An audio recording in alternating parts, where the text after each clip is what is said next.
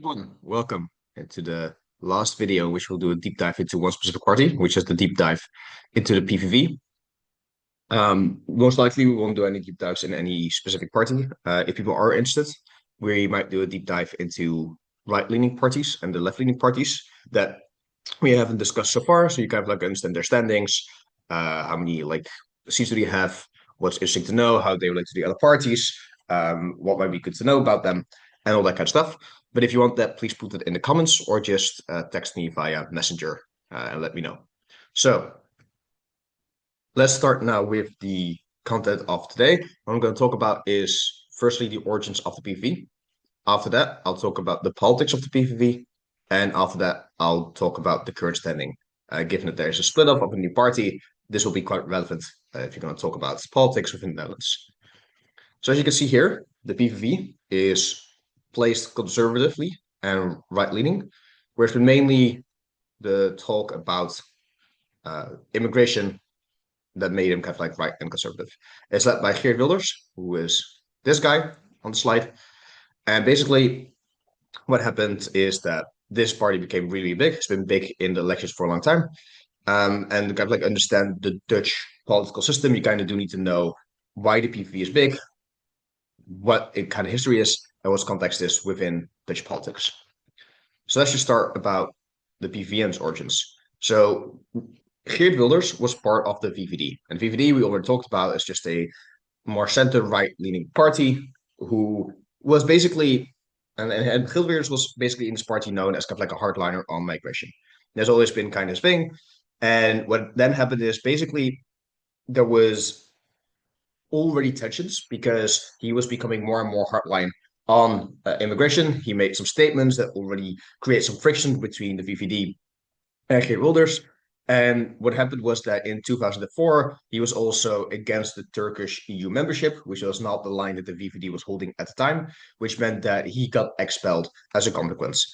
And when he got expelled from the VVD, he started his own party, which basically happened in 2006. And that's when he became quite big as a party and quite soon he already caught on relatively quickly. What's kind of unique about it is that technically it's not really a party, it's an organization, which means that it is only, there's two people technically assigned to it, which is Geert Wilders and one other person, but the other person kind of like stepped down after being signed. And basically, Geert Wilders is the only person who is the party, if that makes sense. So there is no uh, party members. There's no form of like party congresses or organizations or anything else like that. It's literally just Geert Wilders is the party. This also means as a consequence, it doesn't get any government funding. It's not a political party and doesn't fulfill the requirements of what it means to be a political party, and can use that to, for example, fund campaigns or anything else. And it's just a party member, like it's just an organization. We don't know much about the funding, like who specifically funds Wilders. It might be donations for people who vote for Wilders. It might be specific kind of sponsors, but it's not very clear and isn't very clear who, for example, will be lobbying directly with Wilders. At least I haven't found it within my research for this video.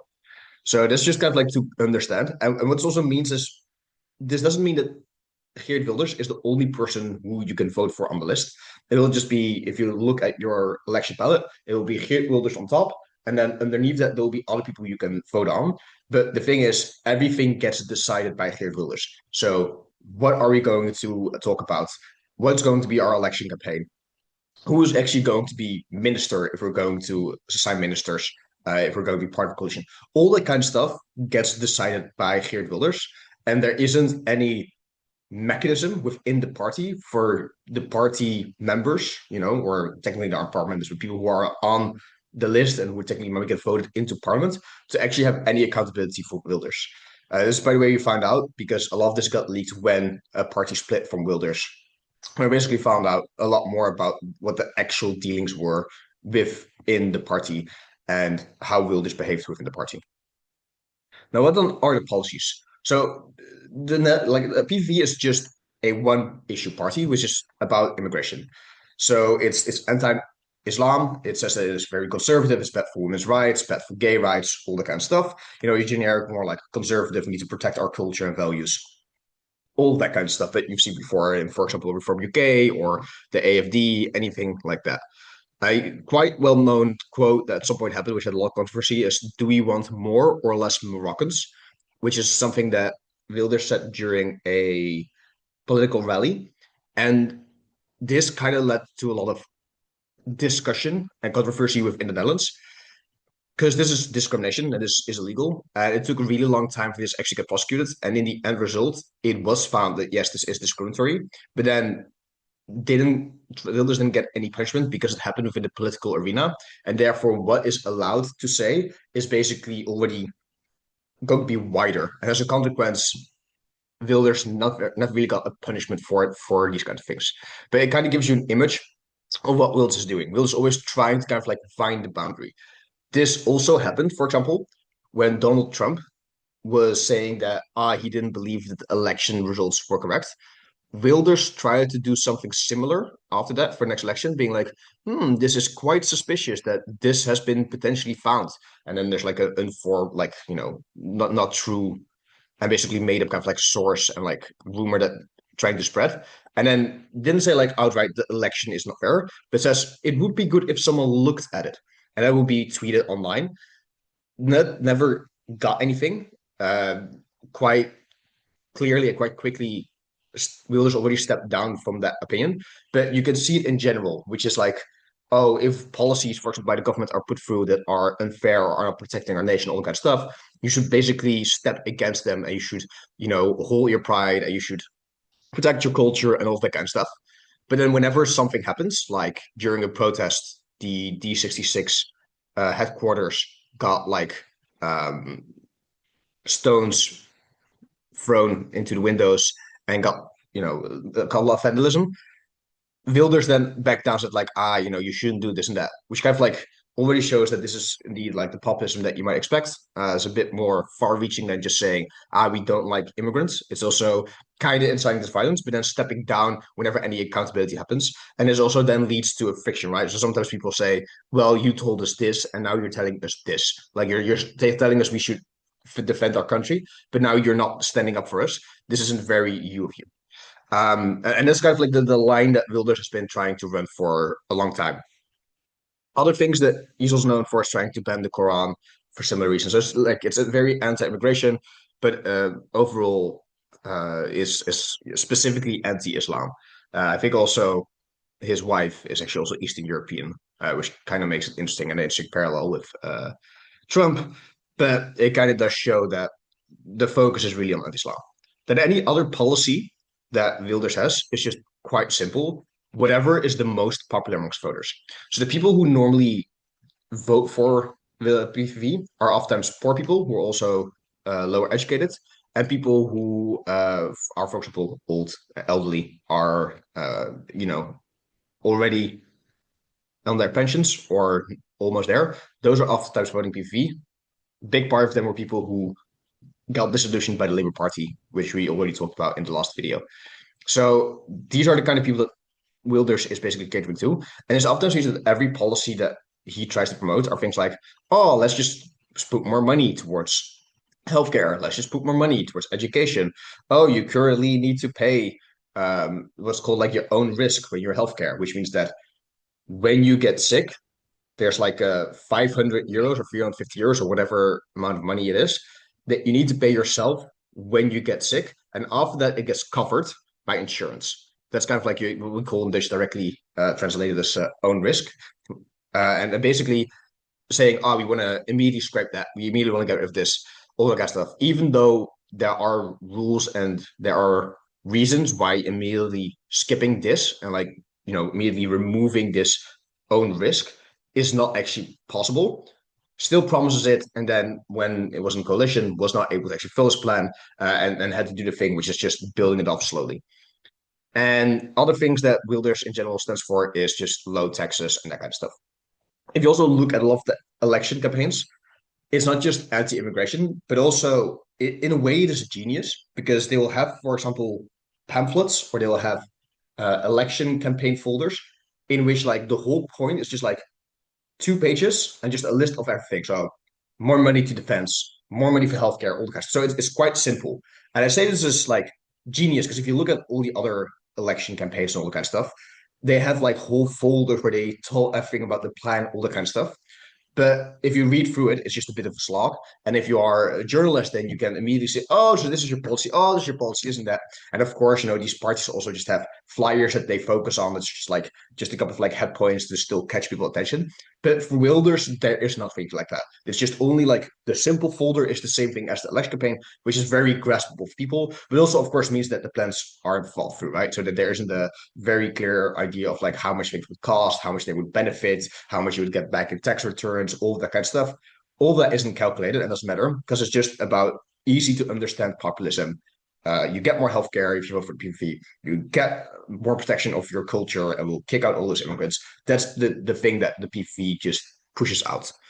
Other things that they are kind of against the elites, other kind of like there's the career politicians are doing this or a specific institution is stopping me. They are like, elites, they're not representative, all of that kind of stuff. And that is basically just the politics of the PVV in a nutshell. This also means that if you look at it in a left-right side, it's kind of like weird because the PVV is left-leaning, except for immigration, which is now kind of like seen as a right-wing policy, um, which is quite different. The different compared to, for example, Pim Fortuyn. So Pim Fortuyn, I also mentioned slightly in the last video about labor, but Pim Fortuyn was a very well-known controversial populist right-wing politician who also was very anti-immigration. But besides being anti-immigration, was also actually right-wing in the form of neoliberal reforms, having less of the state, basically cutting expenses, all of that kind of stuff.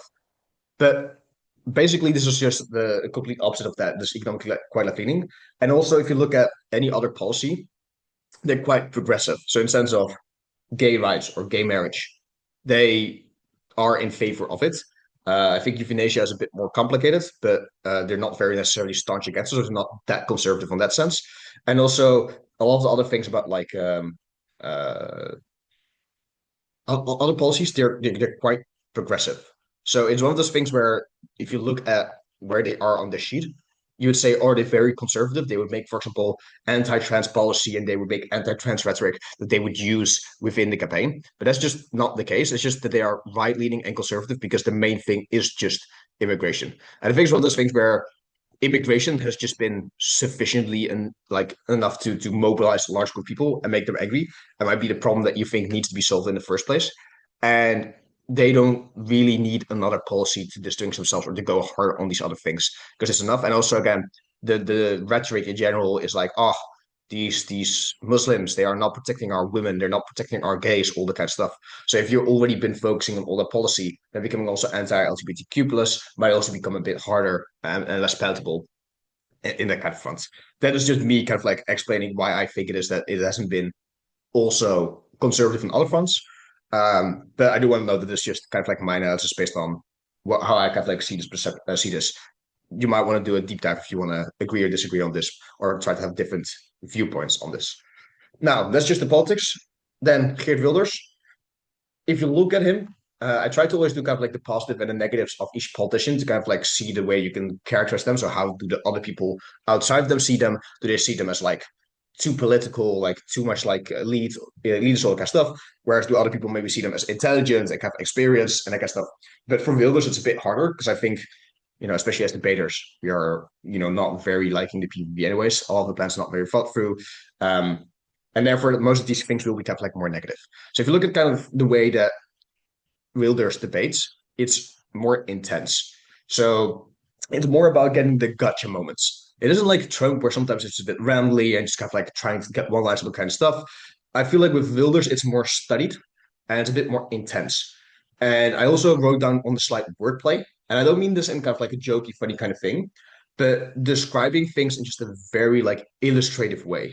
So it may be very illustrative using these words strategically in that kind of way. And as you know, this is still a career politician, right? So Geert Wilders was part of the VVD, has been like a member of parliament. So it is someone who also knows the kind of like tricks and trades of the policy of like debating and that kind of stuff and knows how to steer the conversation about what he wants to talk about, which is immigration or doing like a personal attack or creating a specific image in people's minds. Um, and like I said, also just give simple solutions. So, for example, sometimes, again, the reason why I talked about the healthcare example is what basically happened is that the Labour Party got asked a question during one of the discussion forums during the elections, kind of stuff. You want to basically remove this like own risk, but you're going to do it in steps. And then basically the reason for that, as the Labour said, is the reason why we're doing it is because it is not possible to do it immediately. And I don't want to give you a promise now that I know will just not go through and the policy won't be able to be implemented. And then Wilders kind of like took the stage here and said, like, no, look, she's poor. She needs to get the help that she needs. If you vote for me, I'm going to promise you that we will actually solve it. And this is that. And this is what also just means simple solutions. It's not just the immigration policy, it's also just doing anything to get the votes. Just sound like you're going to be good for people on the ground and just try to capture it in that way. Like we said as well, is internally, Geert Wilders is quite a dictator. So everything goes through Geert and everything gets decided by Geert Wilders. So this is something where there isn't any pushback. He doesn't allow that within the party. Party members who are, don't take part in discussions in the parliament. So it is only Geert Wilders who go to the mic and who feed the opposition. The only time this was like not true is when there were ministers that were from the PVV, and then, of course, as a minister, you need to present your specific thing. You just present maybe your policies or you need to give results, all that kind of stuff. And you get questioned by other politicians. So that was the only other time in which there were actually people taking part in these discussions that were not Geert Wilders. But in general, when they are in opposition, only Geert Wilders takes the mic and only Geert Wilders decides what we're going to talk about, what we're going to campaign on, all that kind of stuff. What you also know from the media, from the leaks that happened after the party split off, was that Wilders tries to really doesn't like the media and like engaging with it. So doesn't like talk shows, doesn't like debates that happen there, doesn't like questions being asked. So every time that there's a request for it, he then sent messages in the group chat being like, okay, can someone just think of an excuse why I'm not going to come to this one? I don't want to deal with this discussion, all that kind of stuff. So in that sense, it's also quite conflict avoidant. If ever there is like a threat on his life, he uses that as an excuse to not come to debates. That doesn't mean that he never goes to debates, because as you heard from this talk, I did talk about when Wilders actually is part of discussions, how he debates these kinds of things, but they're far and few in between. Sometimes he boycotts them, sometimes he doesn't. Sometimes it's very dependent on how many votes he thinks he's going to get in the election, what the polls are doing, what he thinks is necessary, what he wants to. So again, everything is dependent on Geert Wilders, and everything also just follows what he wants to. And that's just kind of like how it works with the party. So this kind of like explains how the policies get determined and what they're focusing on and who is kind of the people that are voting for the PVV. The last thing I want to talk about is just the recent split up that happened. So, and kind of like the history of the PVV as well.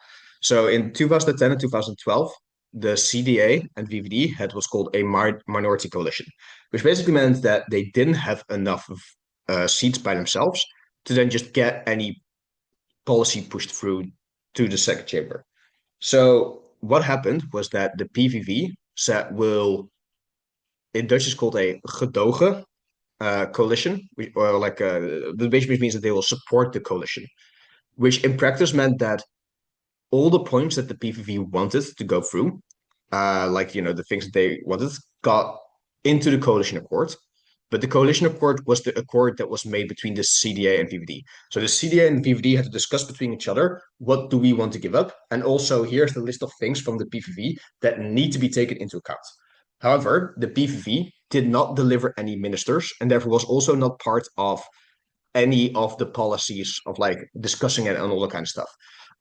Which basically meant that you didn't have the instability of the PVV being part of it and kind of like being a bad member, if that makes sense. Like it's maybe unpredictable, all that kind of stuff. You don't have them in the choosing structure and like the decision making structure, but you do have their votes, which is good for the CDA PVD because then they get their policies through, even though they might need to take on some standpoints of the PVV, and the PVV also gets some of their policies through, but also doesn't have to be part of the coalition and that kind of stuff. So that's kind of like the way that this works. And again, I think it's mainly because the CDA-VVD did not want to work with the PV because they didn't trust them as a party, and it would be too much of a kind of like political suicide to make them full part of it.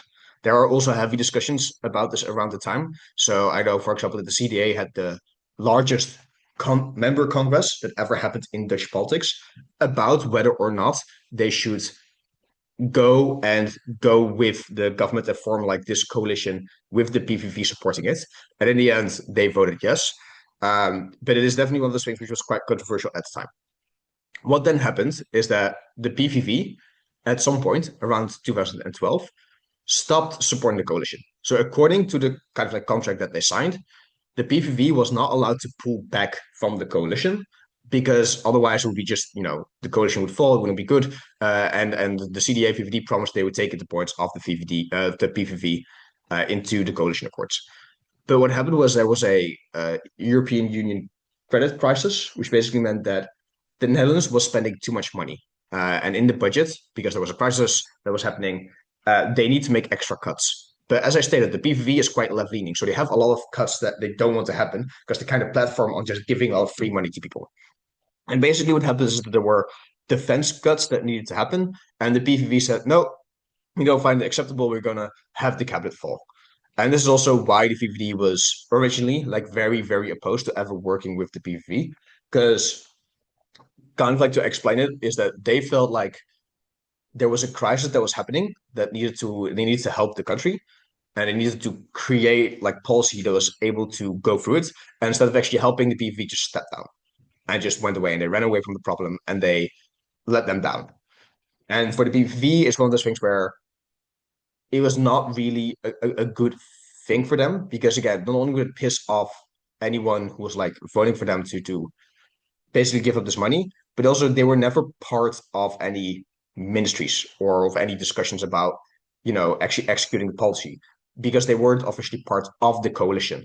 So it also they didn't ever get the ownership of the policy that they got, but they did get all the blame for if it got poorly and if it didn't align with the policies that they wanted and promised their voters. So that is basically why it fell, and that is why for a long time parties did not want to work with the PVV, and that's also why it was actually a pretty bad mistake for the VVD to accidentally leak that they or accidentally say that they wouldn't exclude the PVV from a coalition, whereas normally the stand was we will always exclude the PVV from coalition. If you want to hear more about that, you should just watch the video about deep dive from the VVD that goes into a bit more depth about this. Now, that being said, there was, of course, another time when they were part of the cabinet, and this time they were actually part of the coalition, which was between 2024 and 2026, where it was basically a coalition with the VVD, NSC, New Social Contract, and the BBB, which is the Farmers Party. I also made a video about this, which goes into way more depth about what actually happened there and why it fell apart, who these parties are, why they came together. So I'm not going to go into depth there. But the main thing here is PVV wanted to have a post where they basically were deciding on immigration and policy. They basically got that. They put a minister there, Faber. And the problem with her was that the policies that she wanted to implement did not do anything to actually stop immigration. So she wanted to implement stops and like stop a search at the border, but those were ineffective, didn't get anything. Basically, whenever the result was going to be discussed about that, what happened is that the PVV was going to make ridiculous kind of claims and ridiculous kind of policies that they thought that these other parties will never agree with this because this is against like how many ever laws and this is just not executable. And then the VVD and the CMBP were like, you know what, we're going to go together. We're just going to say, you know what, PVV, Geert Wilders, if you want this policy, get it through. We'll make sure it happens. And that basically meant that the PVV had to basically let the cabinet fall, coalition fall, basically saying they don't value trust, this and that. But it did weaken their position as a consequence because it wasn't actually the other parties like letting the coalition fall. It was really just the PVV just making it fall now. As a consequence, after that, they basically fell low in the elections and they didn't do as well as they did before, but still being a big party that needs to be taken into account when there's coalition processes. Now, that being said, what is then the split that we talk about? So recently, what happened is that Gideon Markensauer and 6 other people who were part of the PVV, technically not members of the party because, that structure doesn't exist, but they were on the candidate list. What happened there is they at some point disagreed with basically how things were working through, and they started their own party, which is called the Nederlands Alliantie. And this is, by the way, Gideon, uh, and this is basically the new party, which is called the Dutch Alliance. Basically, this is just a very new right-wing party. It's just another one. Anti-immigration. At some point, and the way that they're trying to get attention now is by just making a lot of controversial statements, getting a lot of media attention. I just have a lot of people say like, "Oh, you can't say this," and then they're gonna be like, "But what did I say exactly?" Or but you don't understand the context. Or they kind of like do that kind of like game where they say something race baity, people will respond to it, and then they kind of like back down, and it just gives them a lot of media attention around it. And they haven't really changed anything wise. So they're still like the same kind of party. They aren't really that unique in that sense. But that is basically what the stance is. And the reason why they split off is basically because of a failing campaign strategy. So as you can see, the PVV was really, really big in 2023. They got 37 votes. Oh, that's 37 votes. Got 37 seats in the election. And then in 2025, they got 26. And the reason why, as you can say, could be partially people being feeling like the PVV just did not fulfill their promises, that they finally got to power, or actually kind of like defeatism, where they felt like, oh, the PVV is finally in power, but even then, the other parties did not allow the PVV to do what they needed to do. So they're kind of like defeatism, kind of like, we didn't get any, like the PVV is the reason why the coalition fell, and none of the policies were able to be passed through. And then some of them might have gone to the VVD or to other places, or like maybe back to Labor and that kind of stuff. But basically, because this election wasn't as good. As a consequence, they felt like it's a failing campaign strategy. They disliked the lack of input that they had from the members, the lack of responsibility that was taken after the coalition fell, and they didn't get any plans through, and just the inherent dictatorial structure of the PVV. And this is why they kind of like split up. And this is, I think, the most important part of the PVV. And I think this motion is particular, like this aspect and context is interesting, especially in the motion that I've already shown you in a different video before, which is this house would mandate all political parties, including the PVV, to be internally democratic, which was set before the PVV split up.